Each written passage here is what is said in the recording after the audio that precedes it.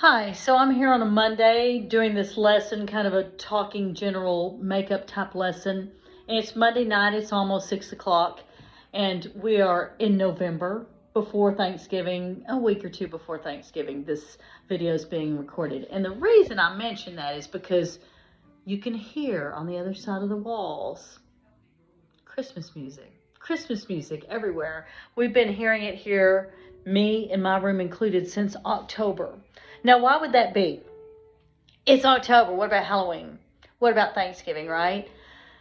But to prepare properly for a performance, that's a tongue twister, isn't it? Prepare properly for a performance.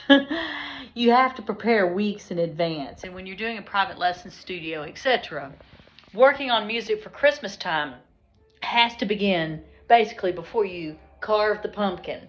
Now, why is that? Why is that? That seems like it's still a long time, but it isn't in the scheme of things. Whether you're doing a band thing, which, we talk about that same thing when I was a band director all those years, or preparing for a solo recital performance, you have to think way in advance about it, because being prepared and attention to detail, I always mention that, will yield success.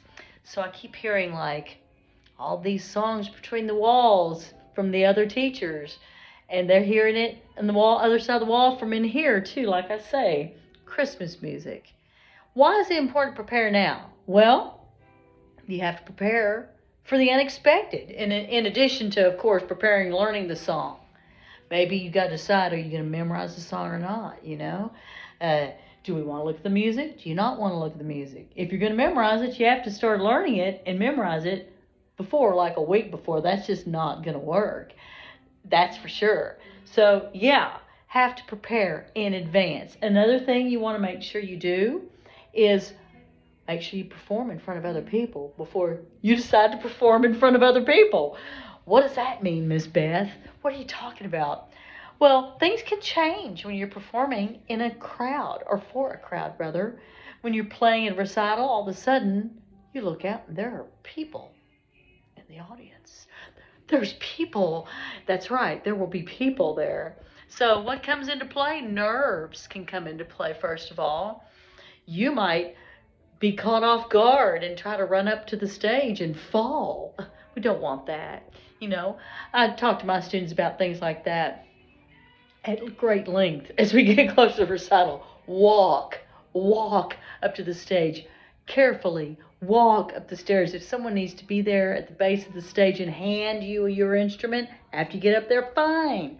If you can carry it and walk up there on your own, or if you're lining up backstage or whatever it is, make sure you walk and you don't run, because you'll just look silly if you run, and then you might be out of breath, not be able to play your best. Whether you're playing an instrument you have to put wind into, or you're singing, you have to put wind into your body, or whether you don't, you're just winded. We don't want that. You got to walk when it's over too. And you also have to remember too, at the end, stop, look out there, and soak it in. Soak in the applause, because people are going to be going, yeah, that's my baby, and clapping and yay. Ladies and gentlemen, boys and girls, this was Miss Beth performing blah, blah, blah, blah, blah. Oh, Living on a Prayer. This was Miss Beth performing Living on a Prayer. And I stand there and watch and listen to them play, applaud me after I play, and then I'll bow. Yes, thank you. Thank you, yes. I'm the queen. No, not really. But I'll be like, yes, thank you so much. Then walk off the stage. If you play a wrong note, you don't go, and make a face, whatever. Nobody wants to see that. Plus, everyone plays a wrong note. Hey, even Living on a Prayer folks, who are they, Bon Jovi? Yeah. Even Bon Jovi makes mistakes. They've played this song forever. Tommy put his sixth string in a hawk. Maybe he messes up the lyrics, or, whatever it is. Down on your luck, it's tough. Maybe they say something wrong. Down on your buck, it's tough. I don't know. But you got to keep going. That's important. Perseverance through a performance, playing past your nerves, smiling, and accepting applause at the end. Because if you don't accept applause, why were you there? That's the main reason to do a recital, by the way, is to let your family, your friends, family's friends, if they show up, let them see your accomplishments. You're celebrating your music accomplishments. But Miss Beth, I'm just 7. Miss Beth, I'm in high school. I'm not a professional. Miss Beth, I'm not going to major in music. What does it matter? It matters very much. Performing in public matters very much. The preparation, the process, all of this can prepare you for your future, for job interviews. Preparing for a performance can help you get a job because it helps you think through this whole process, get you comfortable in front of an audience. You don't think when you interview for a job you're going to be nervous as all get out someday? You are. I promise you, you are. I'm old. I'm still nervous when I interview for a job now. Weird part is I'm not nervous so much when I play my instrument, but that's because I've done it so many times. I haven't interviewed for very many jobs because I'm loyal and faithful and all that. So, yeah, you have to think about all these things.